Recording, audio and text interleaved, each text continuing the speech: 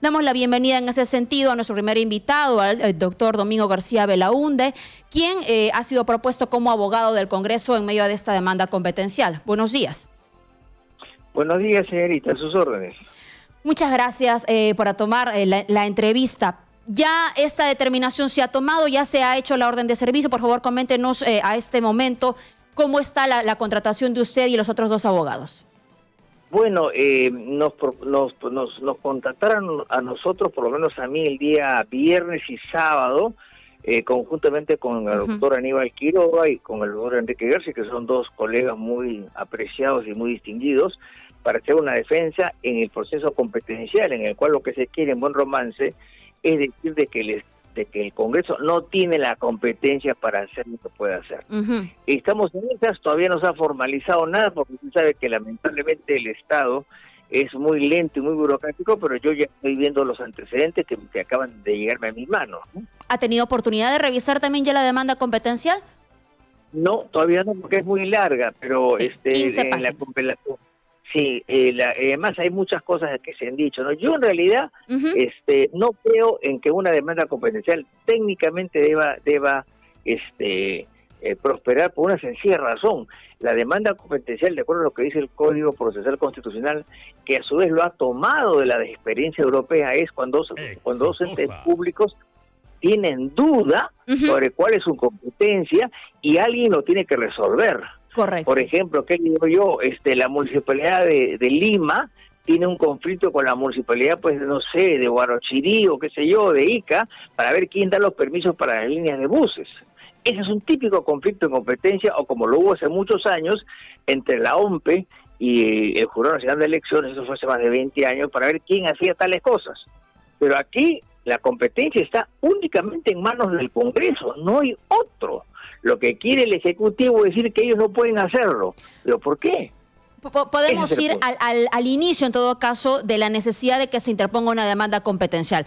Yo también he tratado de revisar muy rápidamente, son 15 páginas largas, pero hay una parte donde se habla del tipo de conflicto de competencias, y aquí lo que señala, cogiéndose además de una sentencia del TC del año 2006, es que en el conflicto constitucional es por menoscabo, en sentido estricto, cada órgano constitucional conoce perfectamente cuál es su competencia, y agrega que uno de ellos lleva, por ejemplo, a un indebido o prohibido ejercicio de la competencia que le corresponde, lo que repercute sobre el ámbito del que es titular el otro órgano constitucional. Quizá en sencillo sea cuando uno vulnera, digamos, las atribuciones del otro órgano. Ese es el sentido, y en este caso usted sostiene que no se amerita una demanda competencial porque la vacancia, el ejercer, digamos, este instrumento político solo le corresponde al Poder Legislativo. Eso de menoscabo fue una invención del tribunal hace muchos años, cuando hubo un conflicto entre la Corte Suprema y el Tribunal Constitucional. Es un caso famoso de las tragamonedas de hace 10 o 15 años, de lo que yo recuerdo. Pero acá no hay menoscabo de nada. Acá no hay menoscabo de nada. Simplemente la Constitución dice que se hace esta facultad, que es indeterminada, probablemente, que puede ser ejercida abusivamente, probablemente, pero está ahí. No se le quita nada a nadie. O sea, yo simplemente lo que hago es no quitar nada a nadie. ¿Qué le quito al Ejecutivo? Ellos dicen que están alterando el orden democrático, alterando el equilibrio de fuerzas. Eso son babas, pues eso no es sólido jurídicamente hablando. Lo concreto es que el Congreso puede hacer eso. Ahora, que lo haga mal, que lo haga bien, que sea oportuno, ese es otro problema, ese es un juicio político sobre una institución jurídica. Y aún más le voy a decir, en los países que tienen esta modalidad, que son varios en América Latina, y todo esto viene de los Estados Unidos del siglo XVIII, que lo practican hasta ahorita, jamás el Poder Judicial ha sido llamado para dilucidar estas dudas. El último caso es Trump, que se le hizo una acusación constitucional y que simplemente no se llevó a cabo por falta de votos, y nadie en Estados Unidos discutió de que se podía hacer. Entonces esto es una cosa jalada de los pelos, que no tiene ni pies ni cabeza, según mi modesta opinión.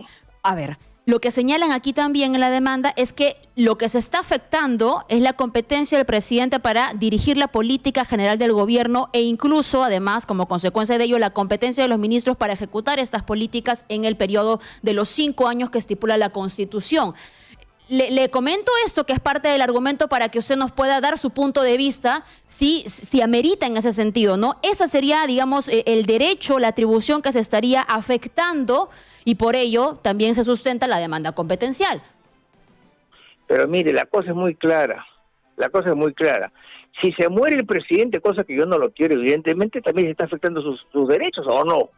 ¿Se refiere usted porque quedaría, digamos, así sin es. cabeza? Si se mueren los ministros en un accidente de avión, que Dios no se los deseo, también se estaría afectando. O sea, la Constitución hay que establecerla armónicamente. Es cierto que el presidente tiene un periodo determinado para gobernar, ¿correcto? Pero es cierto también que pueden vacarlo. Son dos cosas que no se... Se está confundiendo, digamos, el cargo de la presidencia con la persona que lo ostenta, porque, claro, también hay otros los que dicen no se está perjudicando al Poder Ejecutivo, en tanto que si se aprueba una vacancia que ya no parece tener los votos al día de hoy, finalmente la figura del presidente se mantiene, la pasa a liderar otra persona, pero no se pierde, digamos, las atribuciones. Ese es un buen argumento que no lo había pensado, efectivamente. Yo no estoy afectando a la institución, estoy afectando a la persona. La persona se muere, por ejemplo, cosa que nadie lo quiere, y tiene que haber alguien que lo reemplace, eso es obvio, ¿no? Eso es obvio. Yo creo que se está forzando las cosas para impedir que el Congreso ejerza sus funciones o ejerza sus competencias, que dicho sea paso no sabemos si van a tener los votos, que es otro problema, ¿no es cierto? Pero que está ahí. ¿Me explico? Okay. O sea, nadie puede decir, usted no puede ejercer su competencia porque me perjudica. Es lo mismo que ellos podrían decir, usted no me puede censurar. ¿Por qué? Porque si me censura, me corta la política económica del gobierno. No es así, pues. Hay que concordar las instituciones. Lo que hemos escuchado hoy también al procurador que ha ido a entregar la demanda competencial es que no se puede utilizar la vacancia como un arma política, ¿verdad? Y se tiene que buscar que esta sea más bien dentro del marco de la legalidad, ¿no? Ya con otras palabras, pero más o menos esta era la idea. ¿No es acaso la vacancia un instrumento político ante la imposibilidad de poder interponer una acusación al presidente de la República por las causales que señala el artículo 117 o 118 de la Constitución? Mire usted, el problema es que la vacancia es una especie de escape frente a situaciones imprevistas. Y le voy a poner un caso un poco más lejano para que usted lo vea claro. En los años 60 había un presidente que se llamaba Julio Arosemena en el Ecuador, que había sido elegido presidente, ¿correcto? ¿Qué pasa? Este señor era alcohólico, y iba a las recepciones alcoholizado, y hubo un momento que lo vacaron y lo sacaron, y otras por el estilo. Entonces, es un arma política. Nadie ha dicho que es jurídica. El arma es política 100%. O sea, que no nos vengan a confundir. Ahora, que ustedes me digan que esa arma hay que eliminar en el futuro, eso es otro problema. Pero esa arma existe hace casi 200 años en la Constitución, se ha ejercido 2 o 3 veces y nunca nadie ha podido cambiarla. Ese es el punto. Correcto, ¿no? Y ahora la pertinencia de esas circunstancias se está solicitando. Nada más, un segundo, por favor, para responder muy rápido. Sí. El que se acelere, digamos, más allá del plazo, que creo que son 10 días, para poder admitir e incluso dar paso a la medida cautelar. ¿A usted qué opinión le merece? ¿Cree que hay intromisión, en todo caso, del TC para evitar que lo del viernes suceda? Bueno, yo creo que el TC no le corresponde meterse en estas cosas, No está dentro de sus competencias impedir una vacancia.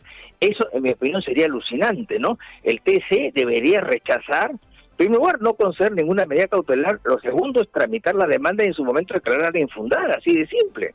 Muy Porque bien. No le corresponde, son cosas que no le corresponden al TC, le corresponden otras cosas, Muy pero bien. no eso. Entonces la medida cautelar en sus términos y según la posición de la defensa del Congreso no debería proceder tampoco. En mi opinión. Le agradezco mucho, doctor García Belaúnde. Muchas gracias por la entrevista.